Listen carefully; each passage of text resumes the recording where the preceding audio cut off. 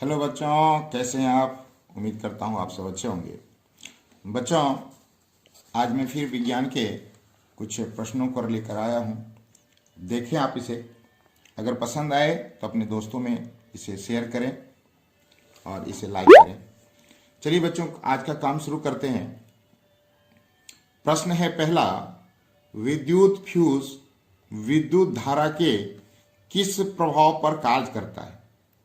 तो जैसा कि आप जानते हैं बच्चों कि फ्यूज में लगे तार की जो प्रतिरोधकता होती है, उसकी प्रतिरोधकता क्या होती है, उच्च होती है, और उसका गलनांक जो है निम्न रखा जाता है। गलनांक, उसका गलनांक को क्या कहा जाता है, निम्न रखा जाता है। तो बच्चों, जैसे ही उसमें विद्युत धारा की प्रबलता अधिक होती है तो उसका प्रतिरोधकता उच्च हो जाती है और तार का जो है गलनांक निम्न होने के कारण से वो पिघल जाता है, ऊष्मा उत्पन्न होती है और वो पिघल जाता है। इसलिए बच्चों इसका उत्तर हो जाएगा ऊष्मीय प्रभाव। विद्युत धारा के ऊष्मीय प्रभाव के कारण से ये बात होती है। चलिए बच्चों, अगला प्रश्न हम लेते हैं। किसी कुंडली का प्रतिरोध ज्ञात करने के लिए सूत्र है। प्रतिरोध ज्ञात करना, तो आप बच्चों जैसे जानते हैं कि ओम के नियम से कि V बराबर क्या होता है, V बराबर क्या होता है बच्चों, IR ना। तो R बराबर बोलिए बच्चों क्या हो जाएगा, R बराबर क्या हो जाएगा, V/I। तो ऑप्शन में देखिए R बराबर V/I कहाँ है, देखिए यहाँ, हाँ यहाँ है, ये हो गया हमारा उत्तर। बच्चों, जब भी आप इसे देखने के लिए बैठें तो अपने पास जो है कॉपी कलम लेकर बैठें। 20 प्रश्न इसमें दिए गए हैं, 1 से लेकर 20 तक आप लिख लें और हमसे आगे आगे बनाएं और देखें कि उसमें कितना सही हो रहा है। और अपने उत्तर सही पाने पर मुझे कमेंट सेक्शन में जरूर बताएं। बच्चों, अगला प्रश्न हमारा, डायनमो से किस प्रकार की धारा प्राप्त होती है। तो बच्चों, जैसा कि आप जानते हैं, जो डायनमो जो है, डायनमो किसे कहा जाता है बच्चों, डीसी जनरेटर को कहा जाता है डायनमो। डीसी जनरेटर को क्या कहा जाता है, डायनमो कहा जाता है। जनरेटर जो है दो तरह का होता है, एक एसी जनरेटर और एक डीसी जनरेटर। तो डीसी जनरेटर को ही डायनमो कहा जाता है। और डीसी क्या होता है, डायरेक्ट करंट। तो डायनमो क्या उत्पन्न करता है, डायरेक्ट करंट उत्पन्न करता है, अर्थात दिष्ट धारा उत्पन्न करता है ना। डायनमो क्या करता है, डायरेक्ट करंट अर्थात दिष्ट धारा उत्पन्न करता है। इसलिए हमारा बच्चों क्या उत्तर हो जाएगा, दिष्ट धारा। अगला सवाल है, डेंगू उत्पन्न करने वाला मच्छर किस तरह के जल में रहता है। बच्चों, ये प्रश्न भी हम देख रहा हूं मैं कई वर्षों से, बार बार आता है, डेंगू और एक मलेरिया।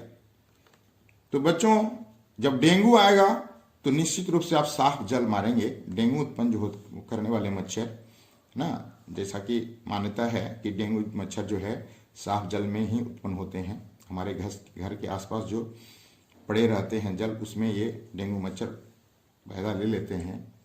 और मलेरिया के संबंध में जो बात है, मलेरिया जो होता है, अगर ये जो है एक इटालियन शब्द है जिसका होता है अर्थ मेल और एरिया। तो मेल का मतलब होता है बैड, मेल का मतलब क्या होता है, बैड, बुरा। और एरिया का मतलब होता है हवा, एयर, हवा। यानी बुरी हवा से जन्म लेने वाली बीमारी, ऐसी मान्यता थी शुरुआत के दौर में। लोगों को पता नहीं था कि ये मच्छर के काटने से होता है। उस समय के लोगों का मानना यह था कि दूषित हवा की वजह से जो है ये बीमारी होती है। लेकिन आप इस तरह से भी याद रख सकते हैं कि दूषित हवा के कारण तो नहीं हो रही है बीमारी, ये तो हो रही है मादा एनोफिलिस मच्छर के काटने से। लेकिन ये दूषित जल में जो रहते हैं ना, दूषित जल में, गंदे जल में ये मलेरिया रहते हैं। इस बात को भी ध्यान रखेंगे। तो मलेरिया क्या हो गया, गंदा जल, और डेंगू क्या हो गया, साफ जल। ये दोनों प्रश्न आपके एग्जाम में आ सकते हैं, ध्यान में रखेंगे। चलिए बच्चों, लेते हैं अगला सवाल।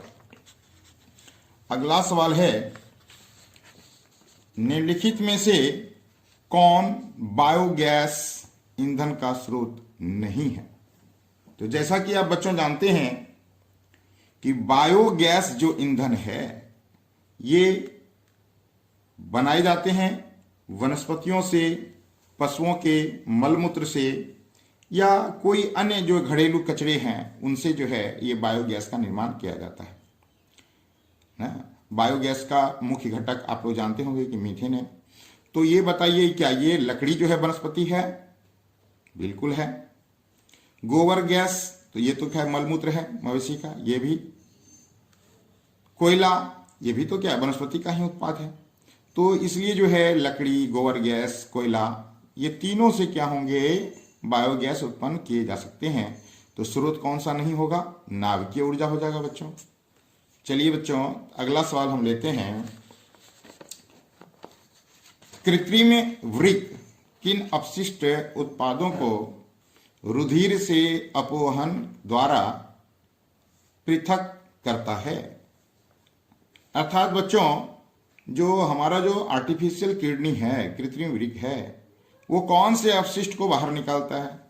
तो जैसा कि हम लोग जानते हैं कि किडनी का काम ही होता है नाइट्रोजनी विकार को अलग करना, तो कृत्रिम वृक्क भी तो वही करेगा ना। तो क्या हो जाएगा बच्चों इसका उत्तर? नाइट्रोजन हो जाएगा। ठीक है बच्चों, चलिए बच्चों आगे हम लोग देखते हैं। अगला सवाल हम लोग लेते हैं।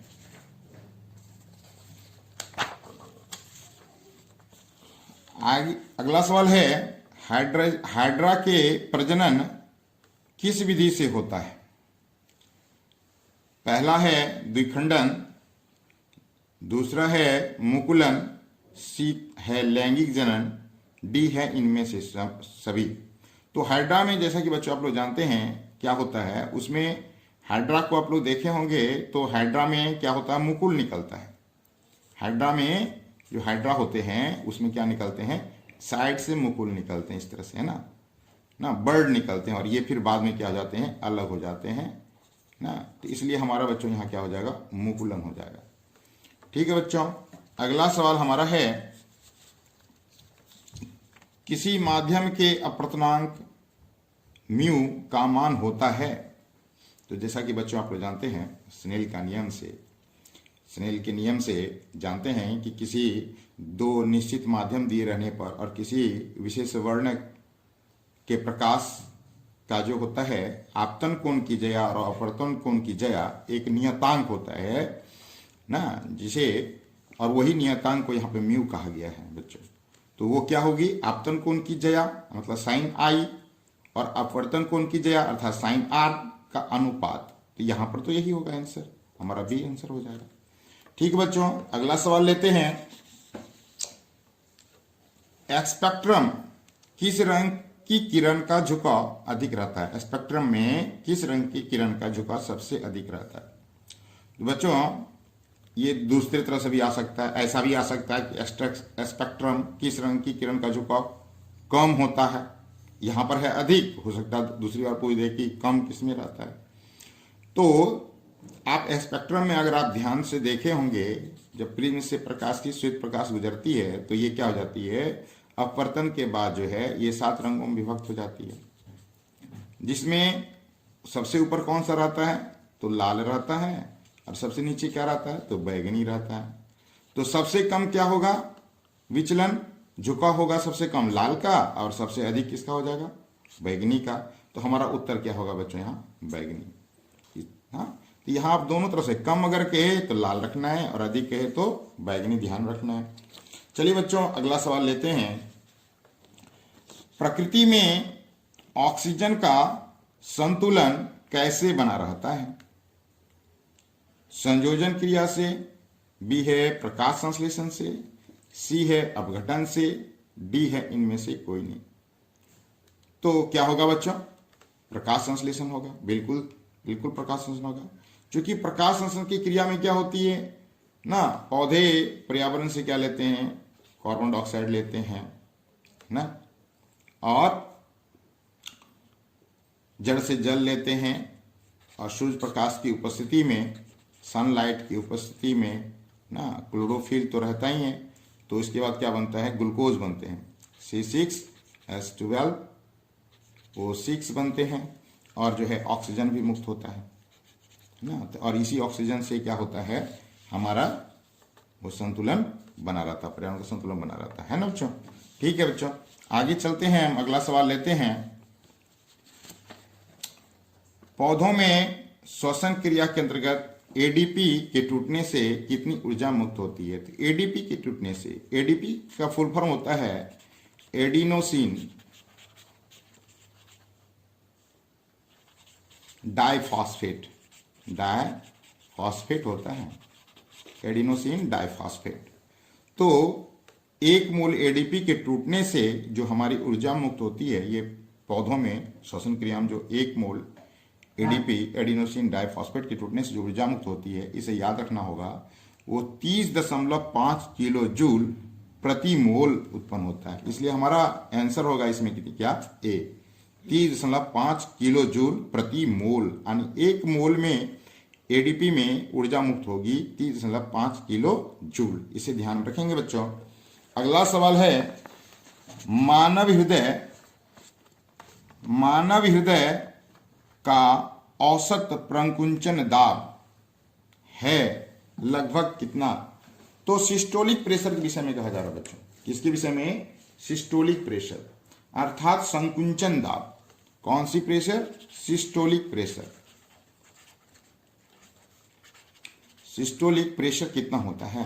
तो जानते हैं बच्चों ना, जब हृदय में संकुंचन होती है तो, या प्रकुंचन होती है, या सिस्टोलिक जिसे कहते हैं, तो उस वक्त दाब कितनी होती है हमारे ना आर्टरी में? कितना दाब होता है? 120 मिलीमीटर पारे के दाब के बराबर होती है। 120 मिलीमीटर पारे के दाब के बराबर होती है। यहाँ ऑप्शन हमारा क्या हो जाएगा? ए सही हो जाएगा बच्चों। चलिए बच्चों, लेते हैं अगला सवाल। अगला सवाल है कि मानव हृदय में कितने कोष्ठ होते हैं, अर्थात कितने चेंबर होते हैं? मानव हृदय में चेंबर पूछा जा रहा है कितने। तो हम लोग जानते हैं कि मानव हृदय में कितने चेंबर होते हैं? 4 चेंबर होते हैं। हम तो होते हैं, बिल्कुल होते हैं ना 4 चेंबर ना। लेफ्ट जो होता है auricle, left ventricle, right auricle और राइट वेंट्रिकल, इस तरह से ये क्या होते हैं? 4 चेंबर होते हैं। तो हमारा उत्तर क्या हो जाएगा यहाँ? 4। पौधों में वाष्पोत्सर्जन किस भाग में होता है?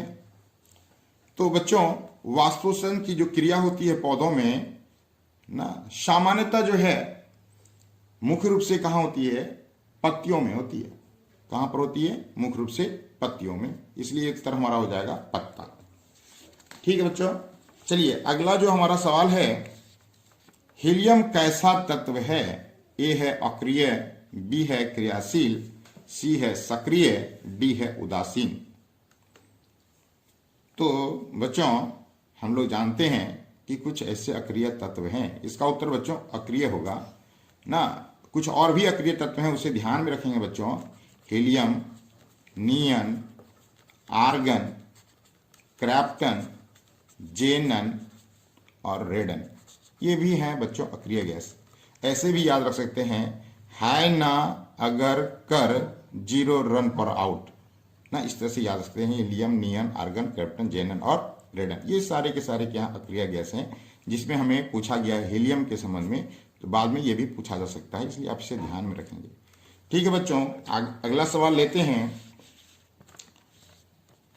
जल में हाइड्रोजन तथा ऑक्सीजन की परमाणु संख्या का अनुपात होता है 1:1, 2:1, 3:1, 2:2। तो जल का अगर हम लोग सूत्र लिखें, अनुसूत्र, तो क्या होता है? H2O। तो इसके अनुसूत्र पर अगर हम लोग ध्यान दें तो हाइड्रोजन कितना है हमारा? 2, इसके परमाणु 2 हैं। ऑक्सीजन कितने हैं? 1 हैं। इसलिए हमारा उत्तर क्या हो जाएगा? हाइड्रोजन तथा ऑक्सीजन के परमाणु संख्याओं का अनुपात क्या हो जाएगा? 2:1। तो हमारा उत्तर क्या हो जाएगा? बी सही हो जाएगा। अगला सवाल है, आवर्त सारणी में कितने आवर्त होते हैं? ये बच्चों प्रश्न तो बार बार आता है, आवर्त सारणी में कितने आवर्त होते हैं, कितने वर्ग होते हैं? तो आप बिल्कुल ही बच्चों ध्यान रखें, यहाँ ए दिया है 7, बी 9, सी 18 और डी दिया है 12। तो बिल्कुल बच्चों यहाँ याद रखेंगे, आवर्त, क्या बोल रहा हूं? आवर्त और क्या बोल रहा हूं, वर्ग।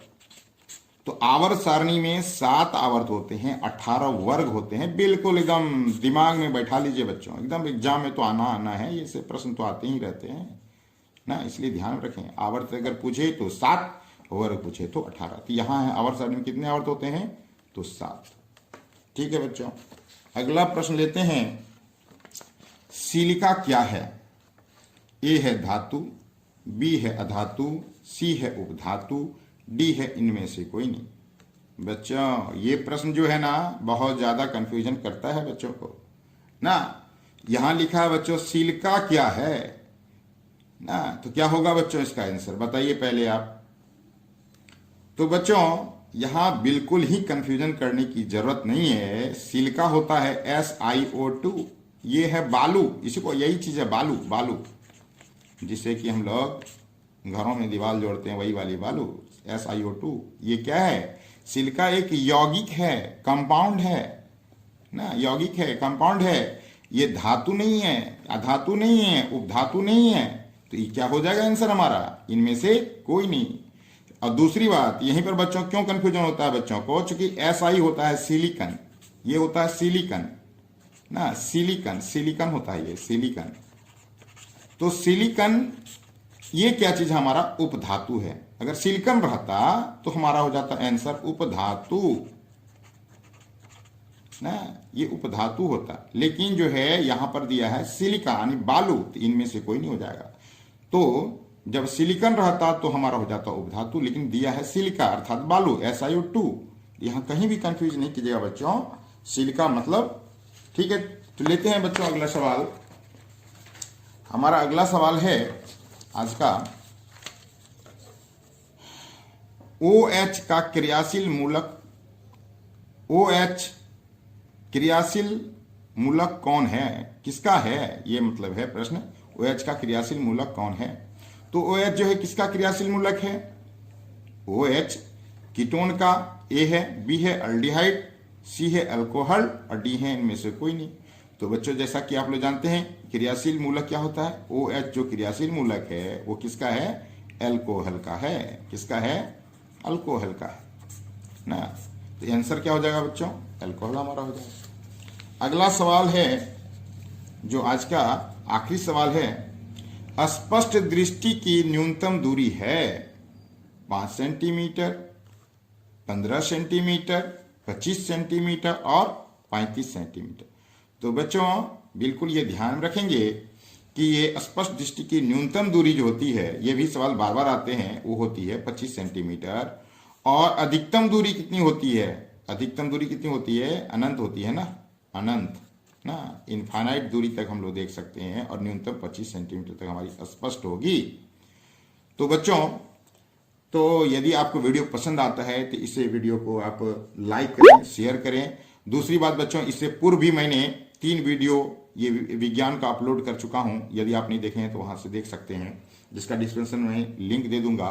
और अगर आपको ये वीडियो पसंद आता है तो अभी तक आपने सब्सक्राइब नहीं किया है तो इस चैनल को सब्सक्राइब करें। ठीक है बच्चों, धन्यवाद।